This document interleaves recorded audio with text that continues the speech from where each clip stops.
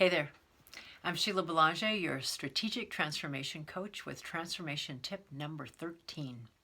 Tap into the wisdom ways of your imagination. Just a reminder, the last couple of transformation tips, I'm reviewing something that I started with transformation tip number 1. Is tapping into the deeper ways of knowing, your wisdom ways of knowing underneath your strategic mind, the part of you that gets frazzled and caught in the black and white, crazy overstimulation of our culture. Okay. You have so much more wisdom than you think you do, and it's available to you. It's a practice of tapping into it. So today, I'm reminding you about the wisdom of your imagination or your imagery. And what that is your awareness beyond your mind, underneath your mind, that comes with imagery. Most of us find it in two ways. If you close your eyes gently, if you calm yourself down, you might have things you see inside that have nothing to do with the external world. That's like inner imagination.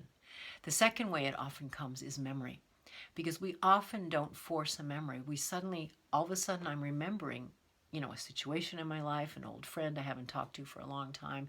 It's like unbidden, and yet there's the imagination. You can remember the last time you saw them at a birthday party, or you have a memory of some experience you had that was important to you. That's also your imagination coming. And your imagery is incredibly wise.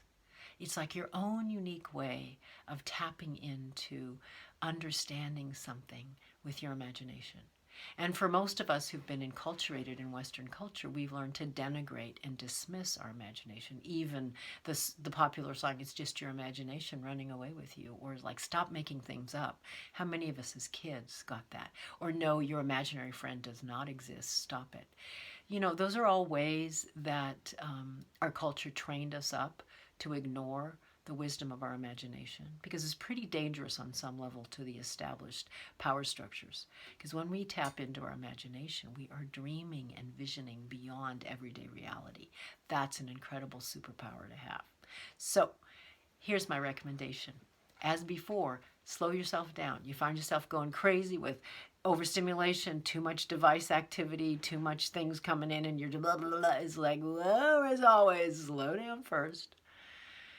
Take a couple of deep, grounding breaths. Oh yeah, just like really take in that breath and exhale. And then if you want, just for a minute, gently close your eyes. And as you're breathing more calmly, just notice if you see anything inside, or unbidden, some kind of memory comes, or a story, or a color, or a shape. You don't have to control it. You don't have to figure it out. You're just allowing yourself for a minute to go to your imagination and say, oh, let me tap into the wisdom ways of my imagination or my imagery. Even if you don't see anything or nothing seems to happen, just the intention to say, there's something more here, and my imagination knows it. The more you practice that, the more you'll start activating your capacity to tap in to the wisdom ways of your imagination. So there's transformation tip number 13. You might want to go back to the other transformation tips, or go back to the first one, transformation tip number 1, shift out of your colonial mind, where I kind of gave you an overview of the 4 wisdom ways of knowing. There's also plenty of opportunities for you on my YouTube channel to go ahead and look at videos and different things that invite you to cultivate your other ways of knowing.